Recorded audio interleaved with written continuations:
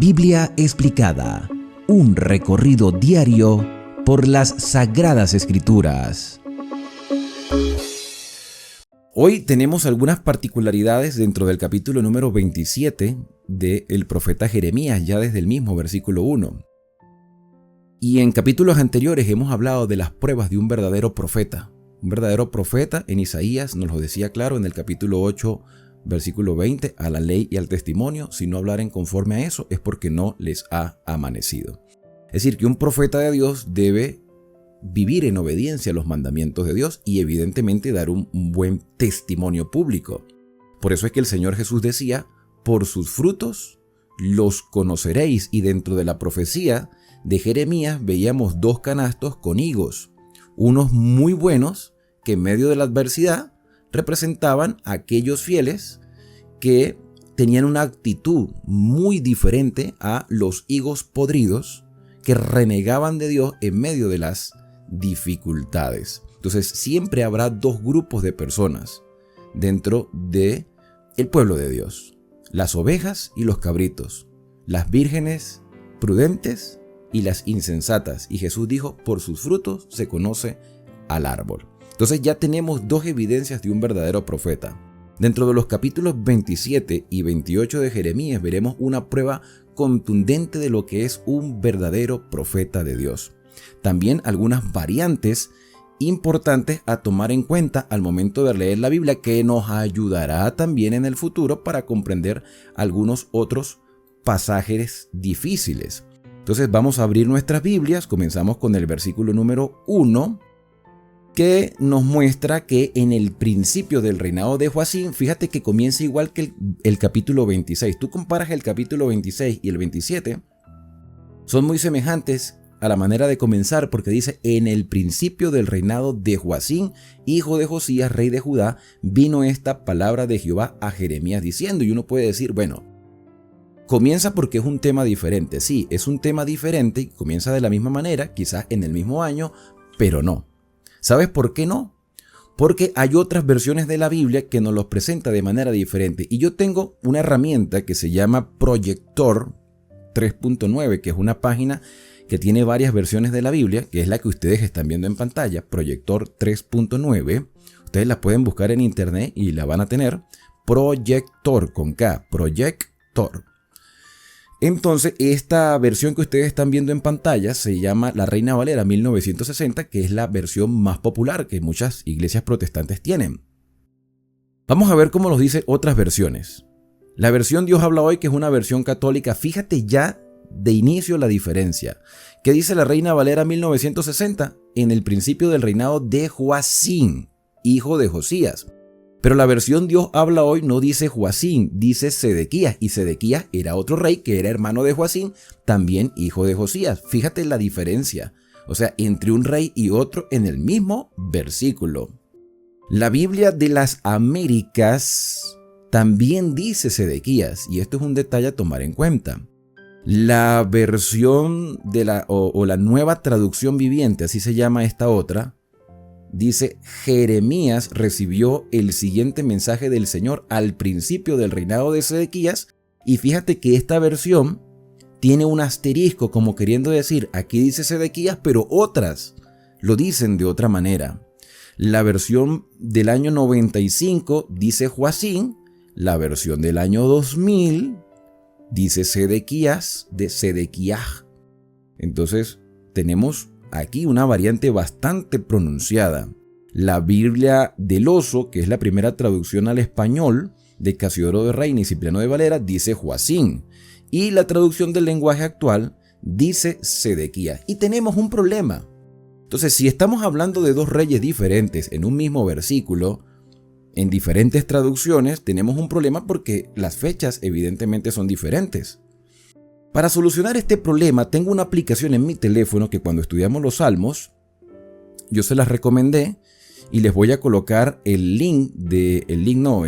icono o logo de esta aplicación que se llama Biblia Chat. Mire la pantalla y vea ese logotipo de color amarillo con una V de Biblia y una llamita de fuego, ¿sí? Representando, me imagino yo, al Espíritu Santo, o no sé, hay 3 llamas allí, como los 3 ángeles de Apocalipsis 14, no lo sé. porque no conozco el creador de esa aplicación, pero esa aplicación se llama Biblia Chat. Búsquela en la Play Store. La Play Store en su teléfono, ustedes buscan la aplicación y la pueden descargar, que le va a ser de gran ayuda. Entonces yo consulto Biblia Chat y pregunto lo siguiente. En Jeremías capítulo 27 verso 1, ¿a qué rey se refiere exactamente? Porque algunas versiones presentan a Joacim y otras versiones presentan a Sedequías, y Biblia Chat me responde. En Jeremías 27:1 se hace referencia al rey Sedequías. Fíjate, ya la inteligencia artificial, porque esto es una aplicación de inteligencia artificial, nos dice es Sedequías. La confusión puede surgir debido a que en algunas versiones de la Biblia, como la Reina Valera 1960, que es la más popular, se menciona a Joacim en lugar de Sedequías. Esto se debe a que en algunos manuscritos antiguos el nombre de Joacim aparece en lugar de Sedequías en este versículo. Sin embargo, la mayoría de los estudiosos coinciden, o sea, estudiosos del pasado, y me imagino actuales también, coinciden en que el rey al que se refiere este pasaje es Sedequías, quien reinó en Judá antes de la caída de Jerusalén ante los babilonios. Sedequías fue el último rey de Judá antes de la destrucción de Jerusalén y la deportación del pueblo judío a Babilonia. Jeremías fue enviado por Dios para advertir a Sedequías y al pueblo de Judá sobre la inminente invasión babilónica, que eso sería en el año, o que fue en el año 586, y la necesidad de someterse al yugo de Nabucodonosor, rey de Babilonia, como castigo por su rebelión contra Dios. En resumen, Jeremías 27:1 se refiere en realidad a Sedequías, rey de Judá, a pesar de que en algunas versiones de la Biblia se mencione a Joacim debido a las variaciones de los manuscritos antiguos. Error de copista, un error humano. Se equivocó un copista al momento de traducir el mensaje y por eso tenemos varias versiones. Gracias a Dios que podemos tener estas variantes para darnos cuenta de que pueden haber este tipo de cosas que nos llevarán a investigar más la Biblia, y que algunos sí se dieron cuenta del error y plasmaron el verdadero nombre del rey que estaba de turno. Entonces vamos a utilizar la Reina Valera 60, que es la que más común se utiliza, pero sabemos que donde dice Joacim no es Joacim, sino Sedequías. Esto también nos va a ayudar a entender futuros estudios. Bueno, lo principal de esto, además de esta variante ya mencionada, es que Jehová ha dicho así: hazte coyundas y yugos y ponlos sobre tu cuello. Bueno, aquí dice yugos, aunque en realidad fue uno, porque posiblemente tenía ya otro guardado por si acaso pasaba lo que realmente pasó. Entonces mira, hazte coyundas y yugos y ponlos en tu cuello. ¿Cómo eran los yugos? ¿Qué es un yugo? Siempre hablamos de no te unas en yugo desigual. Resulta que los animales, cuando se araba el campo, utilizaban una madera que les permitía a los animales caminar juntos, y no podía haber un animal más grande y uno pequeño, porque entonces la madera que los unía a los dos iba a estar inestable, y eso iba a hacer de que los animales caminaran mal y se dañara el arado, que eran hacer surcos para sembrar la semilla. O sea que era un instrumento funcional dentro del campo para que los animales pudiesen facilitar el trabajo de los agricultores. ¿Qué le dice Dios a Jeremías? Pues mira, hazte un yugo. Y voy a colocar aquí la imagen de un yugo con los versículos 1 y 2. Allí ustedes pueden ver una imagen que vamos a darle el crédito a los hermanos testigos de Jehová, que son muy buenos dibujantes. Y tenemos esta imagen que muestra al profeta Jeremías con el yugo en la cerviz, en el cuello, cargándolo. ¿Y por qué Dios le dijo esto a Jeremías? Bueno, para poder entenderlos tenemos que seguir leyendo el relato. Entonces ya sabemos qué es un yugo y por qué se lo puso, no, pero ya nos los va a decir el capítulo. Pero ahí está: ponlos en tu cuello y los enviarás. O sea, vas a enviar este mensaje al rey de Edom, al rey de Moab, al rey de los hijos de Amón, al rey de Tiro, al rey de Sidón. O sea, todos los contornos que están, o todos los países que están en los contornos de Judá. Vas a enviar este mensaje por medio de mensajeros que vienen a Jerusalén, a Sedequías, rey de Judá. Y aquí sí dice Sedequías. Y aquí el mismo relato nos confirma que el rey que está de turno es Sedequías. Ahora, ahí podemos entender el versículo 2 porque dice yugos, haz yugos y envía el mensaje con esos yugos a todas estas naciones vecinas. ¿Por qué se menciona estas naciones vecinas? Porque todos ellos estaban confabulando junto con Judá para rebelarse contra Nabucodonosor. Y el mensaje del Señor era todo lo contrario. Ustedes no van a poder con Nabucodonosor porque yo lo voy a permitir que los conquiste a todos ustedes, incluyendo el territorio de Judá. Y este yugo es el testigo que les estoy dando para demostrarles que ustedes van a ser llevados como animales y van a servir a Nabucodonosor. Y esta presentación de este mensaje debía impactar a las personas que vieran al profeta y que vieran los yugos enviados a las diferentes regiones. La idea era impactar la mente de las personas. Y les mandarás que digan a sus señores, a los mensajeros, iban a ir a sus territorios y le iban a decir a sus reyes, así ha dicho Jehová de los ejércitos. Aunque ustedes no crean en Jehová de los ejércitos, Él es el único Dios verdadero. Aunque ustedes tengan otros dioses, este mensaje viene del único Dios, el Dios de Israel. Así habéis de decir a vuestros señores, yo soy el que hice la tierra. Yo hice la tierra, yo soy el creador, yo hice al hombre, hice a las bestias sobre la faz de la tierra, con mi gran poder y mi brazo extendido, y la di a quien yo quise. Yo tengo el dominio sobre toda la tierra, aunque ustedes no lo crean. Hermanos, si hay algo que tú y yo no creamos, si está en la Biblia, pero no lo creemos, no quiere decir que porque no lo creamos no sea verdad. Y aquí Dios se está identificando como el creador y único soberano que tiene el control de todo el universo y hace su voluntad porque Él es Dios. Lo bueno es que su voluntad siempre será beneficiosa para nosotros. Y ahora dice el mensaje, yo he puesto todas estas tierras en mano de Nabucodonosor, rey de Babilonia, mi siervo. Nuevamente se reitera, mi siervo. Y aún las bestias del campo he dado para que le sirvan. Ustedes, si los animales van a servir a Nabucodonosor, ustedes también servirán a Nabucodonosor. Porque esa es mi voluntad, dijo el Señor, porque yo lo he permitido.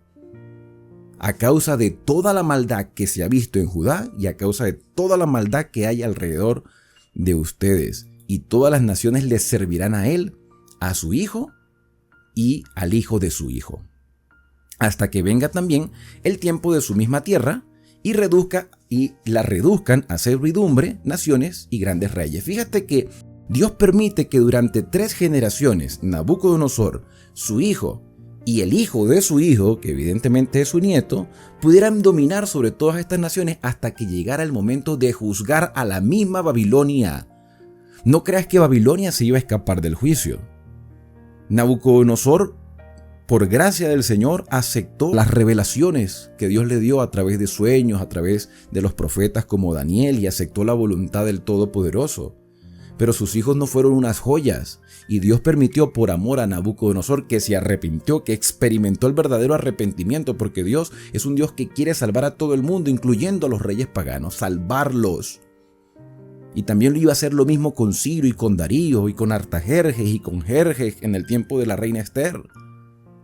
Entonces Dios quiere salvar a todas las personas y eso es una buena noticia. Pero somos nosotros los que no nos dejamos salvar. Y por amor a Nabucodonosor, un hombre que se arrepintió y aceptó a su Salvador, se iba a extender la oportunidad a Babilonia hasta una 3ª generación, a su hijo y a su nieto. Pero fíjate que nosotros no conocemos a cabalidad la historia de Babilonia, sino simplemente lo que la Biblia nos revela. Utilicé de nuevo la aplicación Biblia Chat y pregunté acerca de los reyes de Babilonia después de Nabucodonosor. Entonces Biblia Chat me respondió, porque ella responde automáticamente, uno le hace la pregunta, ella responde cualquier pregunta. Dice que después de Nabucodonosor llegó a reinar Evil-Merodach. Este es su hijo, Evil-Merodach, que sucedió al rey y reinó poco tiempo. Después llegó otro rey después de Evil-Merodach, que se llama Neriglisar, y un tercero llamado Labashi-Marduk, pero fueron tan cortos sus periodos de tiempo que no se les tomó en cuenta en la historia, o por lo menos no fueron de gran relevancia. Después vino Nabonido y fue el último rey antes de la caída del imperio babilónico. Entonces se cumplió el mensaje. Pudiéramos tomar en cuenta a Evil-Merodach y tomar en cuenta a Nabonido. Pero la Biblia, en el libro de Daniel, en el capítulo número 5, menciona a un tal Belsasar. Este Belsasar, a quien se le adjudica el nombre de rey, en realidad no era rey, era corregente. Era simplemente el hijo del rey Nabonido, que Nabonido no estaba en Babilonia en ese momento, y Belsasar pues se puso a hacer fiesta y a hacer cosas inadecuadas, y Dios lo condenó con una escritura en la pared, y llegó Daniel y le dijo, mira, esta misma noche los persas tomarán el reino de Babilonia. Y el mismo Belsasar reconoce que él no era el rey, porque él ofreció un tercer lugar en el reino porque él era el segundo. Entonces, este hijo y el hijo de su hijo pudiera ser Evil-Merodach, y en el caso siguiente es Nabonido, que serían entonces los sucesores siguientes Nabucodonosor para que cayera ya el reino de Babilonia. Eso ocurrió en el año 539 a.C. Volvemos al versículo 8 y dice, y a la nación y el reino que no sirviera a Nabucodonosor en ese momento, rey de Babilonia, y que no pusiera su cuello debajo del yugo del rey de Babilonia, castigaré a tal nación con espada, con hambre y con pestilencia, así dice Jehová, hasta que la acabe yo por su mano, por la mano de Nabucodonosor. Y vosotros no prestéis oído a vuestros profetas, tanto las naciones extranjeras como Judá, no presten atención a sus profetas y a sus adivinos, ni a sus soñadores, ni a sus agoreros, ni a sus encantadores, que os hablan diciendo, no serviréis al rey de Babilonia. Estos hombres con seguridad decían, no sirvan a Babilonia. Pero Dios había dado una condenación. Y mira, ¿cómo saber cuando Dios nos habla, nos dice algo, y cómo saber que estamos haciendo su voluntad? Lo mismo ocurrió con Abraham cuando Dios le dijo a Abraham, anda y sacrifica a tu hijo. O sea, Señor, ¿cómo me vas a pedir a mí algo que está en contra de lo que tú mismo estableciste? Abraham se podía negar, pero ¿sabe qué marcó la diferencia? Ese contacto con Dios. Abraham sabía que no era la voz del enemigo, era la voz del mismo Señor, porque lo conocía. Tú sabes cómo vas a descubrir la voluntad del Señor a través de su palabra. Profundiza en la palabra. Y ten principios de interpretación hermenéutico. La hermenéutica es una técnica de interpretación de cualquier escritura, incluyendo la Biblia. En el caso de la Biblia, ella es su propio intérprete. Y una verdad nueva no va a contradecir una verdad anterior. Y Dios va a ampliar su mensaje, lo va a repetir y lo va a ampliar para confirmarlo. Eso nos ayudará a entender mejor lo que Él nos ha mostrado en su palabra. Entonces creerle a divinos, agoreros, soñadores era totalmente vano, inútil. Porque ellos os profetizan mentiras, dice el versículo 10. Para haceros alejar de vuestra tierra y para que yo os arroje y perezcáis. Mas a la nación, cualquier nación, Moab, Amón, Tiro, Sidón, cualquiera, la nación que sometiese su cuello al yugo del rey de Babilonia y la sirviere, la dejaré en su tierra. Es decir, los voy a dejar que ustedes vivan allí en sus posesiones, dice Jehová, y labrará y morará en ella, porque han sido sumisos. Hablé también a Sedequías, el rey que está de turno, que ya sabemos que no es Joacín sino Sedequías. Hablé al rey de Judá conforme a todas las palabras diciendo, someted vuestros cuellos al yugo del rey de Babilonia y servirle a él y a su pueblo y vivid. Si ustedes quieren vivir, dejen el orgullo y escuchen al Señor, aunque no entiendan el mensaje. Aunque ustedes no entiendan el por qué, aunque sí saben por qué, porque ustedes se han vuelto idólatras. Porque Israel se volvió idólatra y politeísta cuando debió haber sido una nación monoteísta y ejemplo a los demás. Entonces, ahora vienen las consecuencias, acepten la consecuencia. Y aquí hay una lección para nosotros, hermanos. Mira, desde el punto de vista de la salud, y lo voy a enfocar desde este punto porque es lo que nos interesa a nosotros en el tiempo que estamos viviendo. Desde el punto de la salud, si yo descuido mi cuerpo como templo del Espíritu Santo y empiezo a meterle cuanta cosa se atraviesa y empiezo a hacer desórdenes y trasnochos y bebida y cigarrillo y alimentos que la misma Biblia llama inmundos y empiezo a comer desordenadamente, es decir, no tengo una vida organizada desde el punto de vista de la salud, mi cuerpo se va a deteriorar más rápido de lo que naturalmente debía deteriorarse y me voy a enfermar. Eso no quiere decir que estés perdido. Eso quiere decir que necesitas hacer un cambio, pero Dios perdona tus pecados, pero tu cuerpo va a llegar a un punto en que ya no va a dar para más. Y tenemos que aceptar la consecuencia y vivir lo que nos quede vivir con la bendita esperanza de la resurrección. Entonces tenemos que aceptar las consecuencias de nuestros desvíos. Israel y Judá debían aceptar que esto venía como consecuencia de su idolatría. Y él les pregunta, mira, ¿por qué tienen que morir ustedes? ¿Por qué moriréis tú y tu pueblo a espada de hambre, de pestilencia, según ha dicho Jehová, de la nación que no sirviera al rey de Babilonia? Ustedes no necesitan morir. Van a ser deportados, sí, es una circunstancia difícil.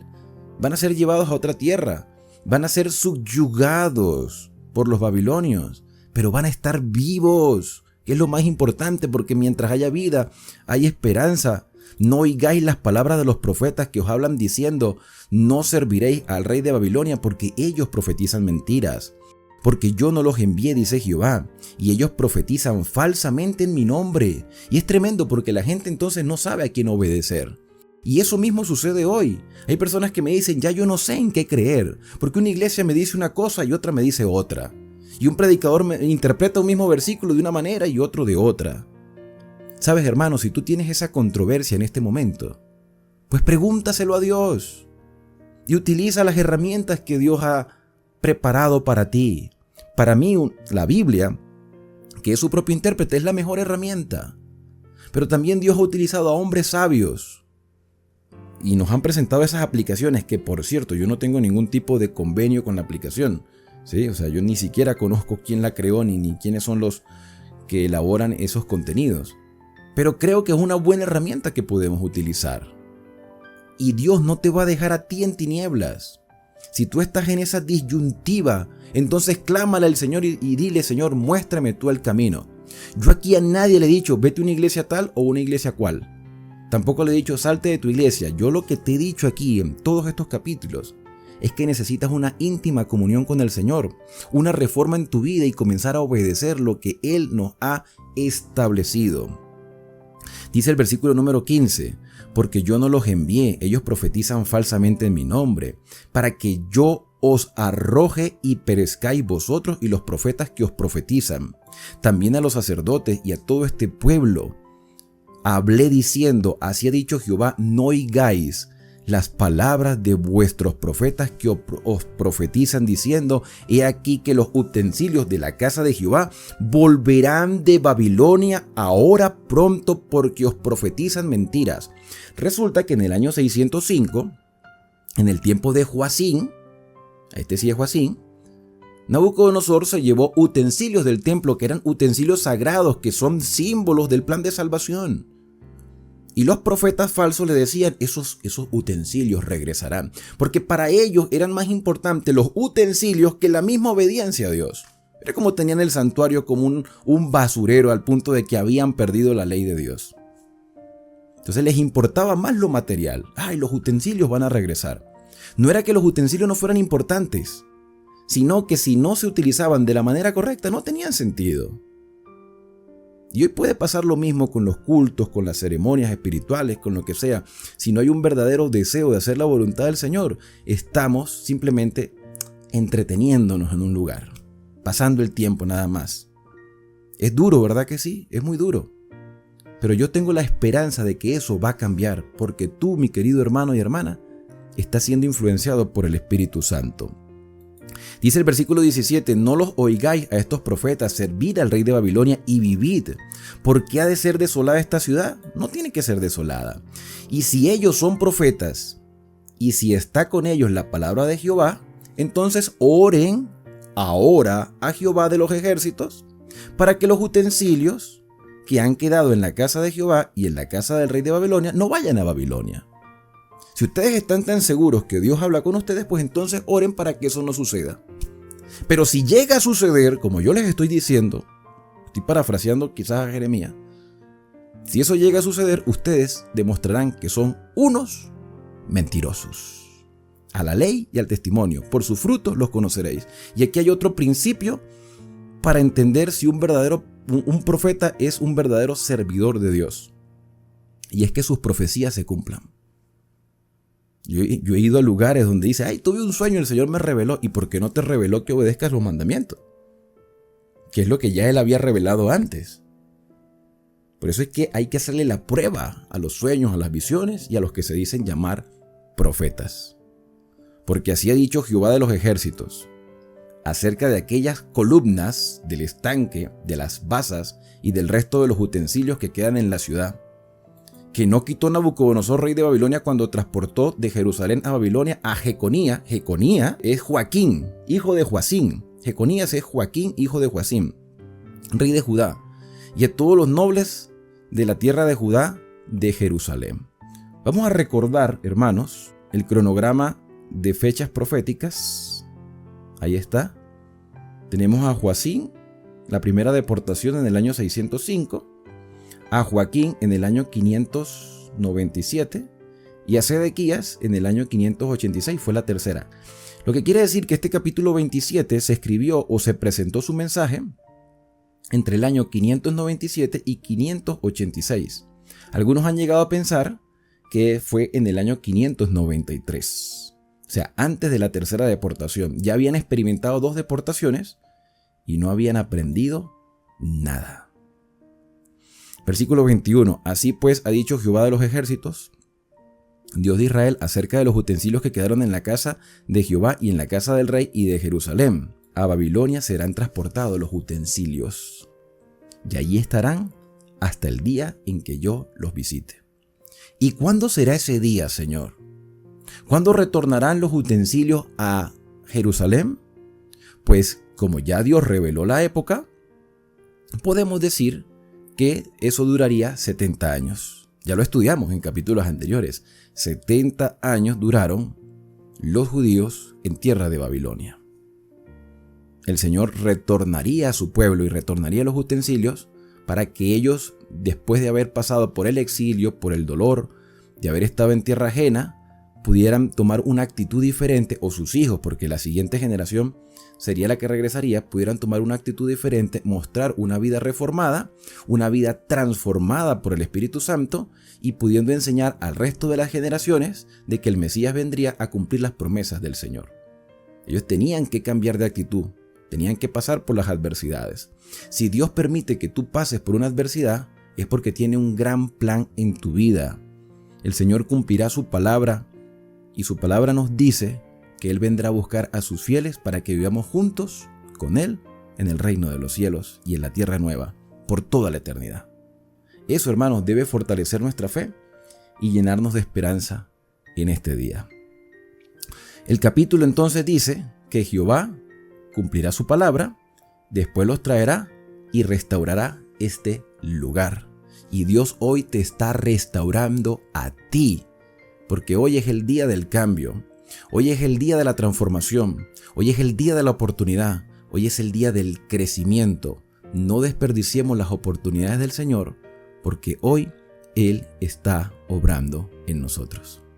Que Dios pueda guiar tus pasos a lo largo de este día y te invito a que me acompañes en el próximo capítulo para continuar esta historia que nos ayudará a entender cómo Dios dirige a sus profetas.